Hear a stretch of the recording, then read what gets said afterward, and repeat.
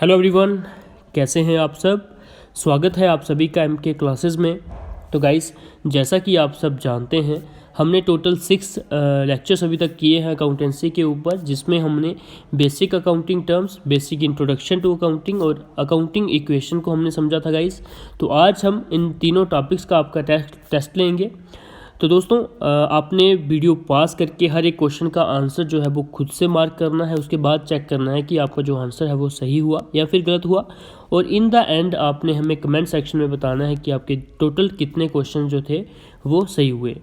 चलिए दोस्तों, मूव करते हैं आज के पहले क्वेश्चन के ऊपर, जो कि आप सब अपनी स्क्रीन के ऊपर देख पा रहे होंगे। Which one of the following statement completely and correctly describes accounting. तो आपने बताना है कि नीचे जो 4 स्टेटमेंट्स आपको दी गई हैं, इसमें से अकाउंटिंग के बारे में करेक्टली और कम्प्लीटली कौन सी स्टेटमेंट जो है वो डिस्क्राइब कर रही है। वीडियो पास करिए और इसका आंसर जो है आप मार्क करिए। तो दोस्तों, इसका जो अप्रोप्रिएट आंसर होगा, मोस्ट अप्रोप्रिएट आंसर होगा, वो होगा आपका ऑप्शन ए। ठीक है दोस्तों, that is recording, classifying and summarising economic activities in a systematic way. ठीक है दोस्तों, होप आप सबका जो है मैक्सिमम लोगों का जो है ये क्वेश्चन सही हुआ होगा। अब बाकी तीनों ऑप्शन देख लीजिएगा किस वजह से रिजेक्ट हुए हैं। ठीक है, यहाँ पर जैसे लिखा हुआ है ऑल एक्टिविटीज़, आप सब जानते हैं कुछ एक्टिविटीज़ होती हैं जिनकी जो है सभी एक्टिविटीज़ जो है हम अकाउंटिंग में इन्वॉल्व नहीं करते हैं। तो ऑल एक्टिविटीज़ नहीं होगा, सोशल एक्टिविटीज़ नहीं होगा, ठीक है, इनफॉर्मल वे नहीं होता है, सिस्टमेटिक वे होता है। तो इस तरह से जो है ये तीनों लास्ट ऑप्शन तीनों जो थे वो रिजेक्ट हुए थे और हमारा फर्स्ट ऑप्शन जो था वो सही हुआ दोस्तों। तो अच्छे से वीडियो पास करके अच्छे से पढ़ के इनका जो है आंसर आप मार्क करिए दोस्तों। तो होप फर्स्ट का ऑप्शन आपको क्लियर होगा, recording, classifying and summarising economic activities in systematic way is the right answer here. चलिए नेक्स्ट क्वेश्चन पे मूव करते हैं। Which of the following provides information about the financial informations, obligations and activities on the economic entity that is intended for use primarily by the external decision makers? तो आपको बताना है which of the in जो आपको different options provided हैं, इनमें से आपको कौन सी चीज़ है जो आपको इन्फॉर्मेशन प्रोवाइड करती है about the financial information, obligation and activities of the business. ठीक है, जो फाइनेंशियल इंफॉर्मेशन होती है, ऑब्लिगेशंस होती हैं बिजनेस के ऊपर, या फिर एक्टिविटीज़ होती हैं जो भी इकोनॉमिक एंटिटी यानी कि बिजनेस मान लीजिए, तो बिजनेस की जो भी फाइनेंशियल इन्फॉर्मेशन होती है, कौन सी चीज़ आपको जो है उसकी इन्फॉर्मेशन प्रोवाइड करती है, फाइनेंशियल इन्फॉर्मेशन प्रोवाइड करती है। तो दोस्तों याद रखिएगा, जब भी आपको फाइनेंशियल जो टर्म है ये देखने को मिलती है, ठीक है, फाइनेंशियल इन्फॉर्मेशन देखने को मिलती है ये टर्म, तो आपने सीधा इसका जो आंसर वहाँ करना है वो होता है आपका फाइनेंशियल अकाउंटिंग। तो फाइनेंशियल अकाउंटिंग का काम ही यही है कि जो भी फाइनेंशियल इन्फॉर्मेशन होती है किसी भी बिजनेस एंटिटी की या इकोनॉमिक एक्टिविटी की एंटिटी की, उसको जो है आउटसाइडर्स को जो है प्रोवाइड करना। ठीक है, फाइनेंशियल अकाउंटिंग का ये काम है। Clear guys? तो होप ये क्वेश्चन भी जो है आप सभी का ठीक हुआ होगा। तो मूव करते हैं नेक्स्ट क्वेश्चन के ऊपर। किसी को भी अगर कहीं भी कोई दिक्कत आती है दोस्तों, तो कमेंट्स में आप सब हमें बता सकते हो। अगर फिर भी हम डाउट आपका कमेंट सेक्शन में कवर नहीं कर पाते हैं, तो नेक्स्ट वीडियो में हम आपका जो है डाउट ले लेंगे दोस्तों। चलिए नेक्स्ट क्वेश्चन पढ़ते हैं। Which of the following statement is true about the purpose of accounting. Accounting के पर्पस के लिए नीचे जो आपको स्टेटमेंट्स दी गई हैं, इनमें से कौन सी स्टेटमेंट जो है वो सही बता रही है। फर्स्ट पढ़िए, the purpose of accounting provide information to manager. Accounting purpose gives quantitative information to economic decision makers. Provision of base for decision making is purpose of accounting. तो गाइस, पढ़ते ही आपको समझ आ रहा होगा, पहले 6 लेक्चर्स में हमने इस डिटेल में कवर किया है। तो आप सब इनको समझ पा रहे होंगे कि इन स्टेटमेंट्स का कहने का मतलब क्या है दोस्तों। तो यहाँ पर आपका जो है क्लियरली ऑप्शन जो राइट आंसर बनेगा वो बनेगा ऑल ऑफ अबव। ठीक है, are true regarding purpose of accounting, क्योंकि आप सब जानते हैं द पर्पस ऑफ अकाउंटिंग क्या है कि वो इन्फॉर्मेशन जो है मैनेजर को प्रोवाइड करे। ये भी जो है अकाउंटिंग का पर्पस होता है। अकाउंटिंग का पर्पस ये भी होता है कि वो इकोनॉमिक डिसीजन मेकर्स को इन्फॉर्मेशन दे ताकि वो डिसीजंस ले पाएँ। Provision of the decision making इस पर्पस ऑफ, यानी कि डिसीजन मेकिंग जो है वो भी एक पर्पस होता है अकाउंटिंग का, बिल्कुल होता है। ठीक है, तो ये सभी जो है आपके ऑल ऑफ अबव में कवर हो जाएंगे दोस्तों। ठीक है, तो यहाँ पर आपका जो मोस्ट अप्रोप्रिएट आंसर यहाँ पे होगा वो होगा ऑल ऑफ अबव। चलिए दोस्तों, मूव करते हैं नेक्स्ट क्वेश्चन के ऊपर। थोड़े से अलग क्वेश्चंस आपको देखने को मिल रहे होंगे, जैसे हमने पहले किए थे उस तरह के क्वेश्चंस नहीं हैं, थोड़ी सी इनकी लंबी स्टेटमेंट्स हैं। तो कंफ्यूजिंग क्वेश्चन है, आप इस तरह से बोल सकते हो कि आपको सिमिलर दिखेंगे इनके ऑप्शंस, तो कंफ्यूज इनमें आपने बिल्कुल नहीं होना है। चलिए नेक्स्ट क्वेश्चन पे मूव करते हैं। Accounting is the language of, काफ़ी बार दोस्तों ये एग्ज़ाम में पूछा जा चुका है, बिल्कुल सिंपल क्वेश्चन है और एग्ज़ाम में पूछा भी बड़ी बार जाता है। Accounting is the language of, accounting किसकी लैंग्वेज है? क्या वो एक प्रोप्राइटर की लैंग्वेज है, स्कूल की लैंग्वेज है, बिजनेस की लैंग्वेज है, या फिर मैनेजमेंट की लैंग्वेज है? तो गाइस हमेशा याद रखिएगा, जो अकाउंटिंग होती है उसे हम कहते हैं द लैंग्वेज ऑफ बिजनेस। ठीक है, बिजनेस की लैंग्वेज हम इसे कहते हैं, यानी कि आपका ऑप्शन सी जो है यहाँ पर राइट आंसर हो जाएगा। Accounting is the language of business. Clear है गाइस? चलिए मूव करते हैं नेक्स्ट क्वेश्चन के ऊपर। The outcome of financial accounting is to, financial accounting जो भी हमने ऊपर पढ़ी कि जो फाइनेंशियल जो इन्फॉर्मेशन है वो प्रोवाइड करती है आउटसाइडर को, तो उसका जो मेन काम है वो क्या है, यहाँ पर आपको पूछा गया है, सेम क्वेश्चन है। तो बताइए इसमें से कौन सा जो है आपका राइट आंसर हो जाएगा। Record all transaction in the books account, provide management with detailed analysis of cost, present the financial results to the organisation by means of recognition financial statements, and the last calculate profit. तो guys मैंने आपको बताया था जब भी financial accounting की बात आए तो आपने कीवर्ड क्या ढूंढना होता है, फाइनेंशियल। ठीक है, फाइनेंशियल कीवर्ड आपने उस स्टेटमेंट में ढूंढना है। तो देखिए कौन सी स्टेटमेंट में आपको फाइनेंशियल वर्ड प्रोवाइडेड है यहाँ पे, तो वो आपको प्रोवाइडेड ऑप्शन सी में, that is present the financial results to the organisation by means of recognised financial statements. तो गाइस फाइनेंशियल अकाउंटिंग का मेन आउटकम ही यही होता है कि वो फाइनेंशियल रिजल्ट या फिर फाइनेंशियल इन्फॉर्मेशन जो है होती है ऑर्गेनाइजेशन को प्रोवाइड करती है बाय मीन्स ऑफ रिकॉग्नाइज, जो फाइनेंशियल स्टेटमेंट्स होती हैं जो कि कंपनी की ऑथराइज्ड स्टेटमेंट्स होती हैं, वहाँ से इन्फॉर्मेशन जो है आपको प्रोवाइड करती है financial accounting.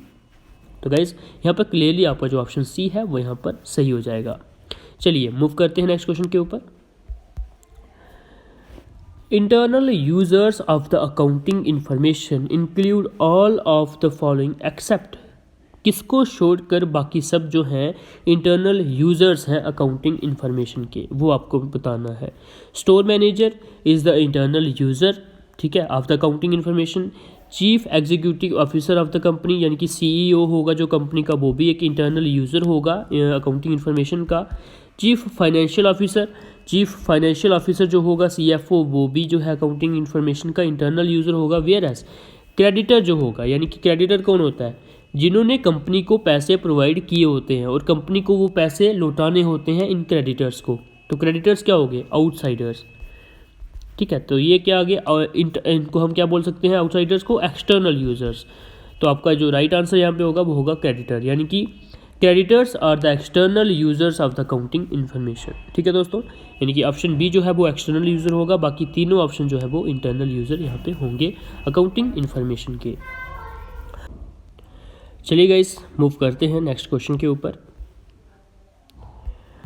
Which of the following is not a satisfactory statement of the balance sheet equation? तो आपको बताना है, नीचे जो आपको डिफरेंट इक्वेशंस दी गई हैं इसमें से कौन सी जो है सेटिस्फैक्ट्री स्टेटमेंट नहीं है बैलेंस शीट इक्वेशन की। बैलेंस शीट इक्वेशन हम किसे कहते हैं, अकाउंटिंग इक्वेशन को भी हम जो है बैलेंस शीट कहते हैं। तो अकाउंटिंग इक्वेशन आप सब जानते होंगे क्या होती है, assets is equal to liabilities plus capital, और कैपिटल को हम क्या कहते हैं, ओनर्स इक्विटी भी कहते हैं। तो बताइए दोस्तों इसमें से अकाउंटिंग इक्वेशन जो है, अकाउंटिंग इक्वेशन को कौन सी जो स्टेटमेंट रिप्रेजेंट नहीं कर रही है। तो सबसे पहले पढ़िए, assets is equal to liabilities plus owners equity, यानी कि कैपिटल, तो ये जो है सही है बिल्कुल। ठीक है, सेकंड चेक करते हैं, assets minus liabilities is equal to owner equity, तो ये भी सही है क्योंकि सिर्फ लाइबिलिटीज़ को इक्वल टू के साइड लाया है, बाकी सेम जो है आपकी अकाउंटिंग इक्वेशन बन जाती है यहाँ पे।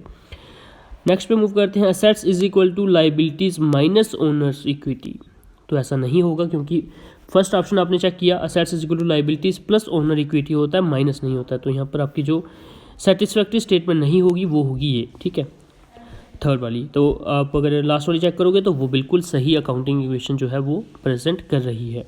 तो यहाँ पर जो आपका दोस्तों राइट आंसर हो जाएगा, यानी कि वो इक्वेशन जो ट्रू नहीं है या फिर जो गलत है, ठीक है, वो है आपका ऑप्शन नंबर थर्ड। ठीक है, assets is equal to liabilities plus होता है, माइनस नहीं होता है। आप सबने पढ़ा होगा जब हमने अकाउंटिंग इक्वेशन करा था दोस्तों। तो चलिए मूव करते हैं नेक्स्ट क्वेश्चन के ऊपर। Revenue of the business include, revenue जो होता है बिजनेस का ठीक है, वो क्या क्या इंक्लूड करता है? क्या वो सिर्फ कैश की जो सेल्स की होती हैं हमें सिर्फ हमने जो उन्हीं को इंक्लूड करता है? जो हमने उधारी पर जो है ट्रांजैक्शन की होती हैं सिर्फ उन्हीं को जो है वो इंक्लूड करता है? क्रेडिट परचेज को इंक्लूड करता है, या फिर both cash sales and credit sales को जो है वो इंक्लूड करता है? तो गाइस बताइए। तो मान लीजिए कोई भी अगर आपकी दुकान है तो आप जब उस दुकान का रेवेन्यू निकालोगे इन the end of the year, तो आप कैलकुलेट क्या करोगे कि कितना हमने जो है कैश में सामान बेचा है प्लस कितना हमने जो है क्रेडिट पे सामान बेचा है। उन दोनों को अगर आप प्लस करोगे तभी तो आप अपना रेवेन्यू जनरेट कर पाओगे। ठीक है ना दोस्तों?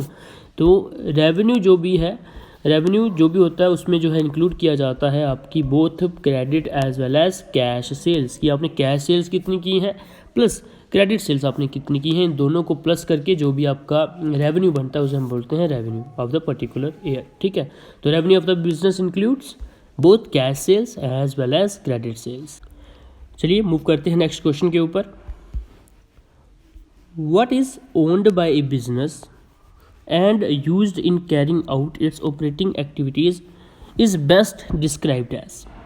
तो आपको बताना है ऐसा क्या है जो कि बिजनेस ओन करके रखता है और उसे यूज़ करता है फिर कैरी आउट करने के लिए अपनी ऑपरेटिंग एक्टिविटीज़ को। बताइए दोस्तों ऐसा क्या है? क्या वो लाइबिलिटीज़ हैं, ओनर्स इक्विटी है, रेवेन्यू है, या फिर एसेट है? बताइए दोस्तों, वन बाय वन हम चलिए इन सभी को डिस्कस करते हैं। सबसे पहले अगर हम लाइबिलिटीज़ की बात करें तो दोस्तों लाइबिलिटीज़ के थ्रू तो कोई भी बिजनेस अपनी जो ऑपरेटिंग एक्टिविटीज़ हैं उनको जो है कैरी आउट नहीं करेगा, क्योंकि वो उसके ऊपर एक बोझ है। ठीक है, उसके थ्रू तो कोई भी अपनी कैरी आउट नहीं करेगा किसे? ऑपरेटिंग एक्टिविटीज़ को। ऑपरेटिंग एक्टिविटीज़ क्या होती हैं? जिन चीज़ों में कोई बिजनेस डील करता है तो वो उसकी ऑपरेटिंग एक्टिविटीज़ है। ठीक है, जैसे कोई कपड़े बेचने का काम करता है तो उसकी ऑपरेटिंग एक्टिविटी उस बिज़नेस की ऑपरेटिंग एक्टिविटी क्या होगी? कपड़े बेचना। ठीक है, तो पहला तो नहीं होगा। चलिए दूसरा देखते हैं। दूसरा आता है आपका ओनर्स इक्विटी। ओनर्स इक्विटी क्या होगी? कैपिटल। क्या बिजनेसमैन ने जो पैसे इन्वेस्ट किए होते हैं उसको यूज़ करता है अपनी ऑपरेटिंग एक्टिविटीज़ में काम करने के लिए? करता है, बेशक करता है, लेकिन कैपिटल जो होती है दोस्तों एक तरह की बिजनेस के ऊपर लाइबिलिटी होती है। ठीक है, लाइबिलिटी होती है तो तय सीमा के अंदर उसे वापस भी करना है, तो एक तरह से लाइबिलिटी होगी ये। तो लाइबिलिटी को भी जो है मोस्ट अप्रोप्रिएट आंसर लाइबिलिटी यहाँ पे नहीं सूट करेगा, कि जो लाइबिलिटी है लाइबिलिटी के थ्रू कोई भी बिजनेस आप सब जानते हैं अपनी ऑपरेटिंग एक्टिविटीज़ को कैरी आउट नहीं करता है। ठीक है, तो यहाँ पर मोस्ट अप्रोप्रिएट आंसर है ओनर्स इक्विटी भी नहीं होगा। बेशक जो है बिजनेस जो है कैरी आउट करता है ऑपरेटिंग एक्टिविटीज़ इसके थ्रू, पर यहाँ पर मोस्ट अप्रोप्रिएट आंसर नहीं होगा। ऑप्शन बाकी देख लेते हैं पहले, और कोई हमें मोस्ट अप्रोप्रिएट आंसर नहीं दिखा तो उसके बाद हम इसी को है जो है राइट आंसर मार्क कर सकते हैं। इसके बाद आती है रेवेन्यू। रेवेन्यू तो आप सब जानते हैं क्या होती है? The sales. ठीक है, the sales after in the end of the accounting period. Accounting period के बाद जो आप सेल्स करते हो टोटल, चाहे वो कैश सेल हो चाहे वो क्रेडिट सेल हो, तो उसे हम रेवेन्यू कहते हैं। तो यहाँ पे रेवेन्यू के थ्रू तो कोई भी अपनी ऑपरेटिंग एक्टिविटीज़ पे काम नहीं करता है। ठीक है, तो रेवेन्यू यहाँ पे राइट आंसर नहीं होगा दोस्तों। वेयर एज जब आप लास्ट ऑप्शन पे जाते हो जो कि है आपका असेट्स। असेट्स क्या है दोस्तों? असेट्स की डेफिनेशन ही यही है कि ये जो एक ऐसी चीज़ है जिसे जो कि बिजनेस ओन करके रखता है और उसे यूज़ करता है to carry out this operating activities, जो कि असेट्स की ही डेफिनेशन है। तो यहाँ पर राइट आंसर क्लियरली आपका क्या हो जाएगा दोस्तों? वो होगा आपका असेट्स। ठीक है, तो ओनर्स इक्विटी क्यों नहीं होगा? क्योंकि ओनर्स इक्विटी जो होती है वो बेसिकली एक इंटरनल लाइबिलिटी होती है बिजनेस के ऊपर, क्योंकि आप सब जानते हैं अकाउंटिंग के अंदर हमें बिजनेस को एक सेपरेट एंटिटी मानना पड़ता है। तो जो बिजनेसमैन उसमें पैसा इन्वेस्ट करता है, बिजनेस में जो पैसा इन्वेस्ट करता है बिजनेसमैन उसे अपने ऊपर एक लाइबिलिटी समझता है और उसे उसने वापस करना होता है बिजनेसमैन को। तो लाइबिलिटीज़ हमने अभी ऑप्शन ए में भी पढ़ा कि लाइबिलिटीज़ के थ्रू कोई भी बिजनेस अपनी जो ऑपरेटिंग एक्टिविटीज़ है उनको कैरी आउट नहीं करता है, तो फिर वो ओनर्स इक्विटी के थ्रू कैसे कर लेगा? नहीं करेगा, क्योंकि उसे भी जो है वो एक लाइबिलिटी मानेगा अपने ऊपर। तो यहाँ पर जो मोस्ट अप्रोप्रिएट आंसर होगा दोस्तों वो होगा असेट्स। क्लियर है गाइस? चलिए नेक्स्ट क्वेश्चन पे मूव करते हैं। Which of the following user groups require the most detailed financial information? आप बताइए दोस्तों कि जो डिटेल्ड फाइनेंशियल इंफॉर्मेशन होती है वो किसको चाहिए होती है? क्या वो लैंडर्स को चाहिए होती है, इन्वेस्टर एंड पोटेंशियल इन्वेस्टर्स को चाहिए होती है, गवर्नमेंट एजेंसीज को चाहिए होती है, या फिर मैनेजमेंट ऑफ द बिजनेस को चाहिए होती है? तो दोस्तों आप सब जानते हैं जो डिटेल्ड फाइनेंशियल इन्फॉर्मेशन होगी वो तो मैनेजमेंट को ही चाहिए होगी, क्योंकि उन्हीं को तो जो ऑपरेटिंग एक्टिविटीज़ हैं बिज़नेस की उनको ऑपरेट करना है। उनको तो पता होना चाहिए अपनी कंपनी के लॉस प्रॉफिट या फिर इंटरनल जो भी कोई प्रॉब्लम है कंपनी की, वो सब जो है मैनेजमेंट को पता होनी चाहिए। तो डिटेल्ड लिखा हुआ है यहाँ पे, तो डिटेल्ड जो है वो फाइनेंशियल इन्फॉर्मेशन जो है वो सिर्फ मैनेजमेंट को पता होनी चाहिए। एक्सटर्नल यूज़र्स को भी बिल्कुल डिटेल में जो है इन्फॉर्मेशन नहीं दी जाती है, बिल्कुल उनको सिर्फ प्रॉफिट या फिर लॉस जो है वही बताया जाता है, या फिर असेट्स कितने हैं कंपनी के, ठीक है, या फिर लाइबिलिटीज़ कितनी हैं, सिर्फ ऊपर से बताया जाता है। जो इंटरनल जो भी कोई इन्फॉर्मेशन होती है, ठीक है, उनको सीक्रेट रखा जाता है, जो कि सिर्फ मैनेजमेंट को पता होता है। तो डिटेल्ड फाइनेंशियल इन्फॉर्मेशन जो होती है वो सिर्फ मैनेजमेंट के पास होती है। चलिए दोस्तों नेक्स्ट क्वेश्चन पे मूव करते हैं। AAA स्टैंड्स फॉर, मूव करते हैं AAA क्या होता है, ठीक है, AAA किसके लिए स्टैंड्स करता है, क्या American accounting agency, American accounting association, Asian accounting association या फिर ऑस्ट्रेलियन अकाउंटिंग एसोसिएशन। तो गाइस याद रखिएगा जो AAA है वो स्टैंड करता है अमेरिकन अकाउंटिंग एसोसिएशन के लिए, ठीक है दोस्तों। तो गाइस ये थे हमारे कुछ क्वेश्चंस। तो होप आपको आज के क्वेश्चन जो हैं वो पसंद आए होंगे और आपके जो छोटे छोटे डाउट्स हैं वो भी कवर हुए होंगे। अगर अभी तक आपने 6 लेक्चर्स जो हमारे MCQs के बेस पर थे 3 डिफरेंट टॉपिक्स के ऊपर, basic introduction to accounting, basic accounting terms और अकाउंटिंग इक्वेशन के ऊपर, अगर आपने ये 6 लेक्चर्स नहीं देखे दोस्तों, ज़रूर से हमारी जो अकाउंटेंसी के ऊपर हमने प्लेलिस्ट बनाई हुई है सेपरेट, वो उसके विजिट करिए, वहाँ से हमारे सभी 6 लेक्चर्स को देखिए। आपके जो भी छोटे छोटे डाउट्स होंगे वो सभी दोस्तों यहाँ पर कवर हो जाएंगे, ठीक है। तो कमेंट्स में बताइए दोस्तों कि आपके कितने क्वेश्चन जो हैं आज के लेक्चर में सही हुए। और अगर आपने अभी तक हमारे YouTube चैनल को दोस्तों सब्सक्राइब नहीं किया है, ज़रूर से हमारे YouTube चैनल को सब्सक्राइब करिएगा। और अगर आप हमारे सभी जो लेक्चर्स हम अपलोड करते हैं डेली, उनकी अगर आप PDF डाउनलोड करना चाहते हैं तो आप हमारे टेलीग्राम चैनल MK क्लासेस को जो है ज्वाइन कर सकते हैं, ठीक है।